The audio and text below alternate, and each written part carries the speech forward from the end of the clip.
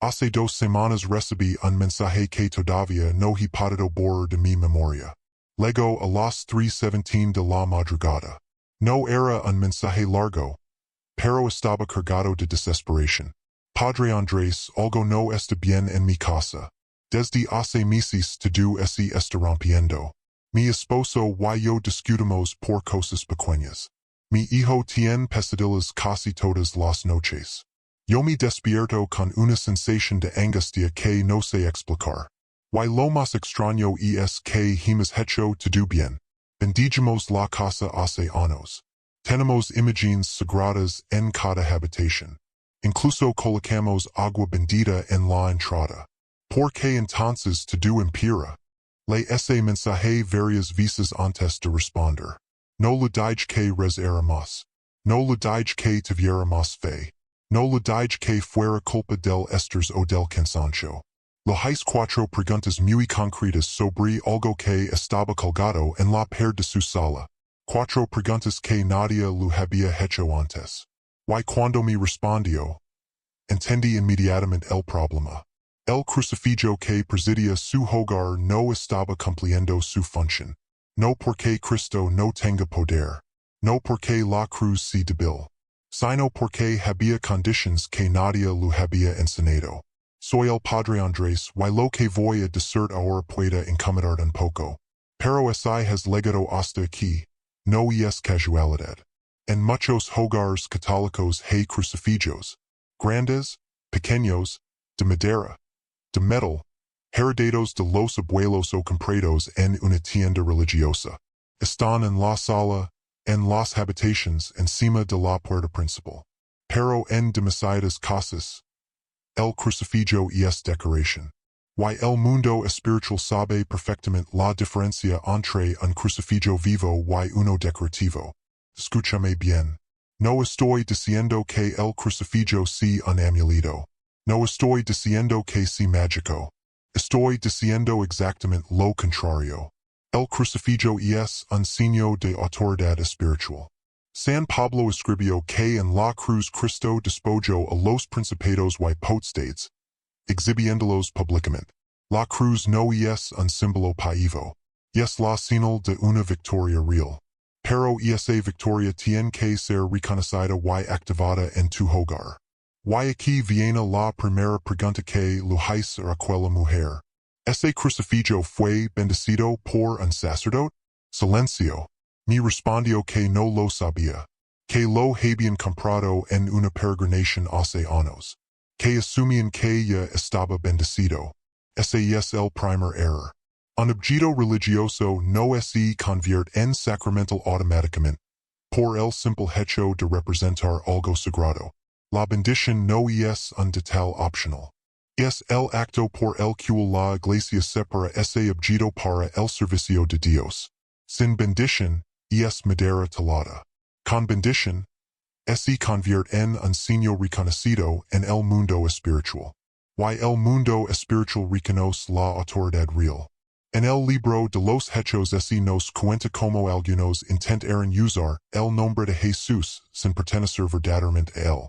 El resultado fue humillante, porque el mundo invisible no responde a apariencias, responde a autoridad. La segunda pregunta que lo hice fue más incómoda.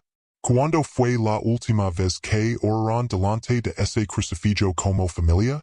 Tardó en responder. Creo que nunca, me escribió. Ahí estaba la raíz. Un crucifijo no es un cuadro. Es un punto de encuentro. Es el recordatorio visible del sacrificio que sostiene tu hogar. Pero ese nunca te detienes frente a él. Ese nunca lo miras con intención. Ese nunca dices en voz alta, Señor, esta casa es tuya. Entonces lo has reducido a decoración. Y el enemigo ama los hogares donde la cruz está presente físicamente pero ausente espiritualmente. Ahora quiero que hagas algo. Si hay un crucifijo en tu casa, quiero que lo visualices. ¿Está cubierto de polvo? ¿Está torcido? ¿Está colocado en un lugar donde casi nadie lo mira? No es una cuestión estética. Es una cuestión de prioridad interior. La manera en que tratamos los signos sagrados revela lo que creemos en lo profundo. Te voy a contar algo que ocurrió durante una visita pastoral hace años. Fui llamado a una casa donde, según la familia, había mal ambiente. No hablaban de posiciones en hay cosas extremas. Hablaban de tensión constante, discusiones, frialdad. Al entrar a la sala 6 un crucifijo grande, muy hermoso, colocado justo encima del televisor. Le pregunté al padre de familia, ¿quién ocupa más espacio en esta casa? ¿Cristo o la pantalla? No lo dije para humilarlo. Lo dije porque a veces necesitamos ver lo evidente. Ese día movieron el crucifijo al centro de la pared principal. Y esa misma noche, por primera vez en años, rezaron juntos un Padre Nuestro delante de él. No hubo luces extrañas. No hubo manifestaciones dramáticas. Pero algo cambió. La atmósfera espiritual de un hogar cambia cuando la cruz deja de ser un objeto y vuelve a ser un altar. Y aquí viene algo que casi nadie enseña claramente. La cruz protege cuando es reconocida. No como superstición. No como fórmula automática, sino como alianza viva. Si en tu hogar hay resentimientos no perdonados, si hay palabras que nunca se han reconciliado, si hay heridas que siguen abiertas, la cruz no puede ser tratada como un escudo automático mientras el corazón permanece cerrado. Cristo no es decoración. Es Señor. Y eso implica coherencia. En estos días estamos viviendo tiempos espiritualmente intensos. No hace falta ser experto para percibir que hay más ansiedad, más división, más fragilidad en las familias. En momentos así, los signos sagrados adquieren una fuerza especial, pero también exigen mayor responsabilidad. En la segunda parte de este mensaje voy a explicar 3 errores concretos que convierten la cruz de tu casa en un símbolo sin impacto real. Errors comunes. Errors silenciosos. Errors que quizás estás cometiendo sin saberlo. Pero antes de continuar, quiero que hagas algo muy sencillo hoy mismo. Acercate al crucifijo de tu casa. Tócalo. Míralo directamente. Y di en voz alta, Señor Jesús, toma autoridad sobre este hogar. Hazlo aunque estés solo. Porque lo que ocurre cuando el nombre de Cristo es proclamado con intención. No siempre es ve, pero siempre deja huella. En la siguiente parte cantaré lo que aquella mujer descubrió cuando decidió hacer exactamente eso. Y cream. La respuesta no fue lo que ella esperaba. Antes de contarte lo que ocurrió después con aquella mujer, necesito que entiendas algo con claridad absoluta. La cruz no pierde poder. Cristo no pierde autoridad. Pero nosotros sí podemos bloquear el efecto de esa autoridad en nuestra vida. Cuando aquella mujer decidió revisar el crucifijo de su sala, descubrió algo que parecía insignificante. Estaba ligeramente inclinado hacia un lado, sostenido por un clavo flojo. Hacia meses que lo notaban, pero nadie lo arreglaba. Padre, ¿eso realmente importa? Me preguntó. Sí. Y ahora te voy a explicar por qué. Primer error. Tratar la cruz como objeto pasivo. Hay una diferencia enorme entre tener una cruz y vivir bajo la cruz. Muchos hogares tienen crucifijos que simplemente están ahí. Nadie los mira. Nadie ora frente a ellos. Nadie los limpia. Nadie los toca. Son parte del paisaje. Pero la cruz no fue dada para formar parte del paisaje. En el Antiguo Testamento, cuando Moisés levantó la serpiente de bronce en el desierto, los que la miraban con fe eran sanados. No bastaba con que estuviera allí. Había que mirarla. La cruz funciona de la misma manera espiritual. Si en tu casa nunca se pronuncia el nombre de Jesús frente a ella, si nunca se declara que Cristo es el Señor del hogar, la cruz queda reducida a símbolo cultural. Y el enemigo no teme los símbolos culturales. Teme la fe activa. La mujer me confesó algo más. Padre, cada vez que discutimos, lo hacemos justo debajo del crucifijo. ¿Te das cuenta? No es que la cruz cause el conflicto. Es que el conflicto ocurre sin que la cruz sea reconocida como autoridad. Si hay gritos constantes bajo la cruz, si hay humillaciones bajo la cruz, si hay indiferencia bajo la cruz, el mensaje espiritual que se transmite es claro. Cristo está presente físicamente, pero no gobierna realmente. Y eso tiene consecuencias. Segundo error: tener la cruz, pero no vivir reconciliados. Este punto es más delicado. Hay hogares donde el crucifijo está perfectamente colocado, incluso bendecido, pero dentro hay resentimientos acumulados durante años. La cruz representa perdón. Representa sacrificio. Representa reconciliación. Pero si en esa misma casa hay rencores no resueltos, el signo y la realidad están en contradicción. San Pablo escribió que no podemos participar de la mesa del Señor mientras vivimos en división consciente y voluntaria. El principio es el mismo aquí. La cruz no es un talismán que cubre automáticamente lo que no queremos sanar. Le pregunté a aquella mujer: ¿hay alguien en esa casa a quien no hayas perdonado realmente? Hubo un silencio largo. Luego me dijo que llevaba años resentida con su esposo por una traición antigua que, aunque externamente superada, nunca había sido verdaderamente perdonada en su corazón. Ahí estaba una de las grietas. La cruz no puede convertirse en escudo mientras el corazón permanece cerrado. No porque Dios quiera castigar, sino porque la incoherencia interior debilita la autoridad espiritual. El enemigo no necesita entrar por la puerta principal cuando hay ventanas abiertas desde dentro. Tercer error: no consagrar explícitamente el hogar. Este es el error más extendido y menos comprendido. Muchos piensan que con colocar un crucifijo ya han protegido la casa. Pero la protección espiritual implica declaración. En el libro de Josué hay una frase que siempre me ha impresionado: yo y mi casa serviremos al Señor. Eso es una declaración pública. Es una decisión pronunciada. En demasiados hogares esa decisión nunca se ha dicho en voz alta. Nunca se ha tomado un momento para ponerse frente al crucifijo y afirmar: Jesús, esta casa te pertenece. La mujer nunca lo había hecho. Tenían la cruz desde hacía 8 años. Nunca habían consagrado formalmente su hogar. Y aquí quiero que entiendas algo importante. El mundo espiritual responde a la autoridad declarada. Cuando una familia se une y proclama que Cristo es el Señor de ese espacio, algo cambia en la atmósfera invisible. No siempre se siente de inmediato. No siempre produce emociones intensas. Pero establece un orden. Ahora quiero que hagas un pequeño examen interior. ¿Tu crucifijo está bendecido? ¿Oras delante de él al menos una vez por semana? ¿Hay resentimientos activos bajo esa cruz? ¿Alguna vez has consagrado tu hogar explícitamente? Si una de esas respuestas es no, no te estoy condenando. Te estoy dando claridad. Porque la claridad trae libertad. En la próxima parte te voy a explicar el paso más profundo de todos. No tiene que ver con el objeto. No tiene que ver con la pared. Tiene que ver contigo. Con tu corazón en este momento exacto. Y es el punto que más resistencia genera. Pero antes de continuar, quiero que hagas algo hoy mismo. Revisa físicamente el crucifijo de tu casa. Arréglalo si está torcido. Límpialo si tiene polvo.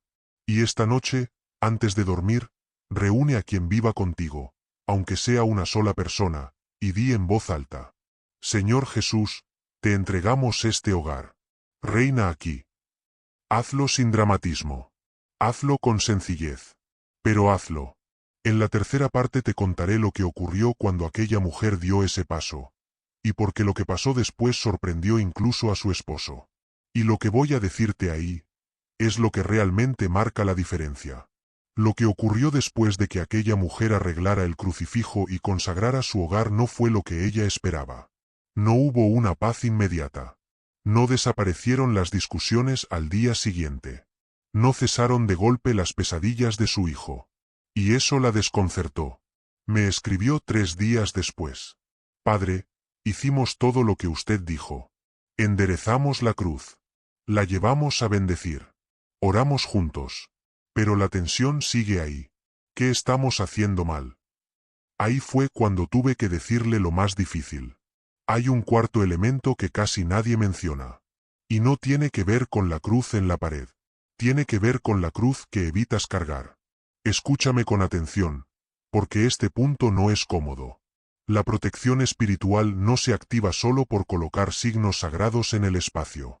Se activa cuando aceptas que la cruz no es solo símbolo de victoria, sino también de sacrificio. Muchos quieren la cruz como escudo, pero pocos la quieren como camino. Le hice una pregunta directa. Cuando discutes con tu esposo, ¿buscas tener razón o buscas amar? Silencio largo. Luego respondió con honestidad. Busco tener razón. Ahi estaba la grita invisible. La cruz representa renuncia al orgullo. Representa perdón antes de que el otro lo merezca. Representa humildad. Pero si en el interior hay orgullo activo. Si hay necesidad constante imponerse. Si hay palabras que se dicen para herir. Entonces la cruz colgada en la pared se convierte en contradicción. Y el mundo espiritual reconoce la coherencia o la falta de ella. Hay algo que he visto repetirse durante años de ministerio. Las familias quieren protección, pero no quieren transformación. Quieren paz sin conversión. Quieren armonía sin renuncia. Quieren autoridad espiritual sin obediencia interior. Y eso no funciona. Cristo venció en la cruz, pero venció entregándose. Cuando la mujer comprendió esto, me confesó algo que no me había dicho antes.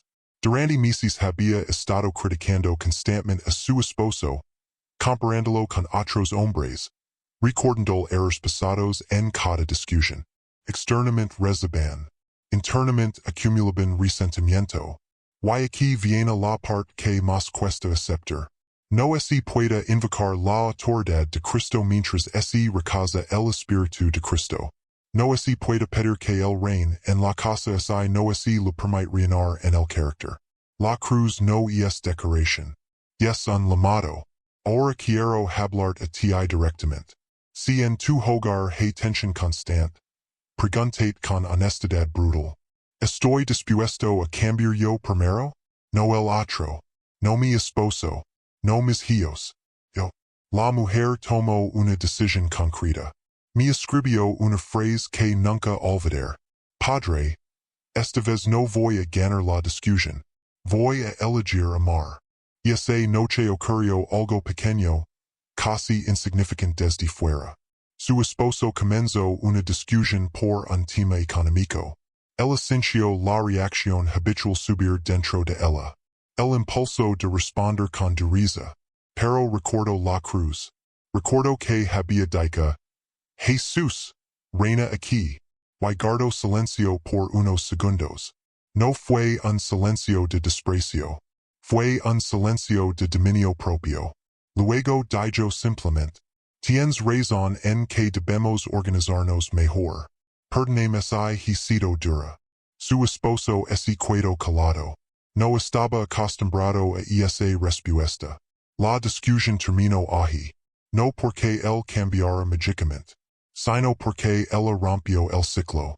Y aquí hay una verdad profunda que casi nadie enseña claramente. Cuando uno cambia espiritualmente, la dinámica del hogar entero se mueve. No inmediatamente. No siempre sin resistencia, pero se mueve. En los días siguientes comenzaron a hacer algo más. Cada vez que surgía una tensión, antes de responder, miraban brevemente el crucifijo. No era un gesto teatral. Era un recordatorio. ¿Esto honra a quien murió por nosotros? Esa pregunta empezó a frenar palabras innecesarias. Las pesadillas del hijo no desaparecieron de inmediato, pero disminuyeron en intensidad.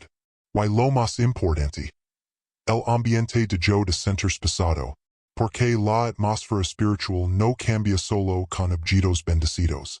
Cambia cuando las decisiones se alinean con lo que esos objetos representan. Ahora quiero decir algo que pueda incomodar aún más. Hay hogares donde el crucifijo está perfectamente colocado, la bendición está hecha, incluso se ora regularmente. Pero hay prácticas ocultas que contradicen todo eso.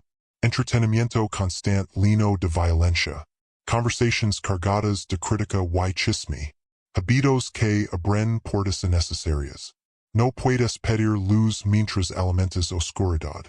La cruz no compite con lo que eliges consumir cada día. Cristo reina donde así lo permite reinar. Y eso implica coherencia cotidiana. En la cuarta parte voy a explicar 5 pasos concretos que puedes aplicar esta misma semana para fortalecer la autoridad espiritual en tu hogar. Pasos prácticos. Simples, pero poderosos. Antes de seguir, quiero que hagas algo muy específico hoy. Colocate frente al crucifijo de tu casa. Y di en voz baja. Señor Jesús, muéstrame donde necesito cambiar yo. No pidas que cambie el otro. Pide claridad sobre ti. Porque cuando la cruz deja de ser decoración, se convierte en espejo. Y lo que refleja puede transformar tu hogar más de lo que imaginas. Ahora que entiendes que la cruz no es un objeto mágico, sino un llamado a coherencia, necesito darte algo concreto. No teoría. No frases bonitas. 5 pasos prácticos. Porque la transformación espiritual ocurre cuando lo invisible se traduce en decisiones visibles. La mujer de la que te hablo decidió aplicar estos 5 pasos durante una sola semana. Solo 7 días. Y lo que ocurrió al final de esa semana fue más profundo de lo que esperaba. Presta atención. Paso 1. Orden visible, orden invisible. El primer cambio fue físico. Movieron el crucifijo al lugar central de la casa. No encima del televisor. No en un rincón decorativo. En el centro. Debajo colocaron una pequeña mesa sencilla. Sin exageraciones. Solo una vela blanca y una Biblia cerrada. No estaban creando un altar teatral. Estaban estableciendo prioridad. El orden exterior educa el interior.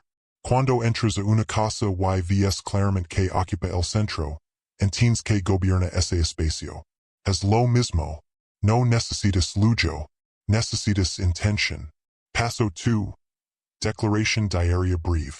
Durante 7 días, cada noche antes de dormir, se colocaron frente a la cruz y dijeron en voz alta: Jesús, confiamos en ti. Reina en esta casa. No un rosario completo. No una oración larga. Una declaración clara. El mundo espiritual responde a la autoridad proclamada con fe. No es volumen. Es convicción. Cuando pronuncias el nombre de Cristo conscientemente dentro de tu hogar, estableces límites invisibles. Paso 3. Eliminar contradicciones. Este fue el paso más incómodo. Revisaron que estaban consumiendo como familia. Series violentas constantemente. Conversaciones cargadas de crítica hacia familiares. Música que generaba irritabilidad. No todo es demoníaco. Pero todo forma ambiente. Y la atmósfera espiritual se construye con hábitos diarios. Decidieron algo sencillo.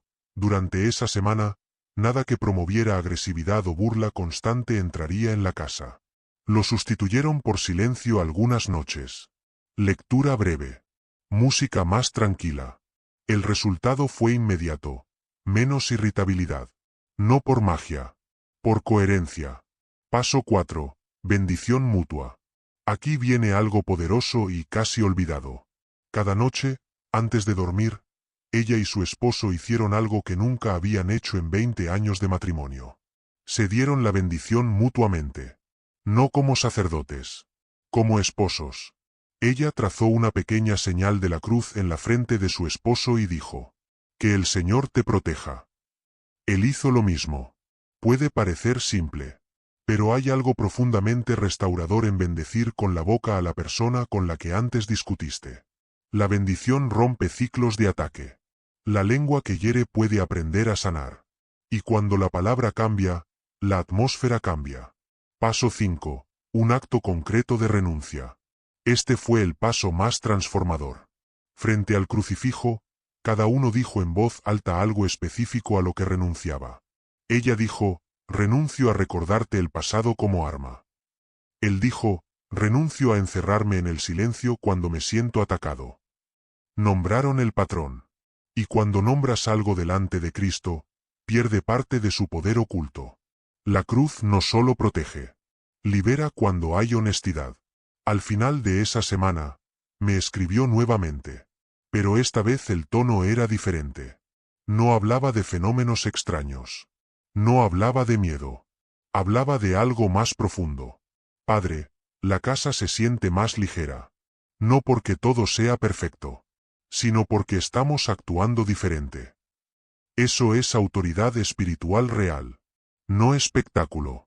No dramatismo. Orden. Ahora quiero hablarte directamente a ti otra vez. Tal vez estabas esperando una fórmula rápida. Un gesto externo que resolviera todo. Pero la cruz exige participación. Si quieres que Cristo reine en tu hogar, debes permitirle reinar en tus decisiones diarias. Y aquí viene algo importante. No necesitas hacerlo todo perfecto desde el primer día. Necesitas comenzar. En la quinta y última parte voy a contarte cómo terminó esta historia meses después. Y lo que ocurrió con el hijo que tenía pesadillas. Porque lo que pasó no solo transformó el ambiente, transformó la identidad espiritual de esa familia. Antes de continuar, quiero que hagas algo esta misma noche. Elige uno de los 5 pasos. Solo uno. Y aplícalo hoy. No mañana. Hoy. Porque la autoridad espiritual no se construye con intención futura. Se construye con obediencia presente. Y cuando das el primer paso, la cruz deja de ser un objeto en la pared y se convierte en el centro vivo de tu hogar. Han pasado 5 meses desde aquel primer mensaje enviado a las 3:17 de la madrugada. 5 meses desde que aquella mujer decidió que la cruz dejaría de ser decoración y comenzaría a ser gobierno. Y lo que ocurrió no fue espectacular. Fue más profundo que eso. Las pesadillas de su hijo no desaparecieron de un día para otro. Pero comenzaron a espaciarse. Luego, a volverse menos intensas. Hasta que una noche el niño dijo algo que dejó a sus padres en silencio. Mamá, ya no tengo miedo cuando miro la cruz. Nadie le había dado un discurso teológico. Nadie le había explicado autoridad espiritual. Simplemente había visto coherencia. Los niños perciben lo que los adultos intentan ocultar. Perciben cuando una casa está dividida. Perciben cuando la fe es fachada. Y perciben cuando algo cambia de verdad. Lo que cambió en esa familia no fue el crucifijo. Fueron ellos. Comenzaron a discutir menos no porque desaparecieran las diferencias, sino porque aprendieron a detenerse antes de herirse. Empezaron a bendecirse con palabras en lugar de atacarse con recuerdos del pasado. Y algo aún más importante. Dejaron de usar la cruz como escudo contra el miedo y empezaron a verla como recordatorio de entrega. Un día, meses después, el esposo me escribió algo que no esperaba. Padre, entendí que yo quería que Cristo protegiera mi casa, pero no quería que corrigiera mi carácter. Y esa phrase resume to do. Muchos quieren protección. Pocos aceptan corrección. Pero la autoridad espiritual real nace cuando aceptas ambas. Ahora quiero ser hablando directamente a ti. Tal vez en tu casa no hay fenómenos extraños. Tal vez no hay pesadillas. Tal vez solo hay distancia fría. Silencios largos. Pequeñas heridas que se acumulan. Eso también es desgaste espiritual. Y la cruz sigue siendo la respuesta. Pero no como objeto mágico. Como camino. Quiero que recuerdes las 5 cosas esenciales que hemos requerido en estas partes. La cruz debe estar bendecida y tratada con respeto. Debe ocupar un lugar visible y central. Debe ser acompañada por oración, aunque sea breve. Debe estar en coherencia con un corazón dispuesto a perdonar. Debe refugiarse en decisiones concretas de cambio.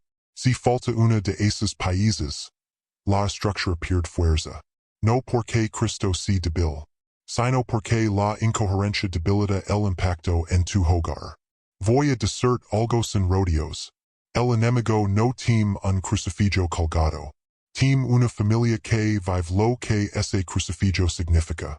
Tiene esposos que se perdonan. Tiene padres que bendicen a sus hijos.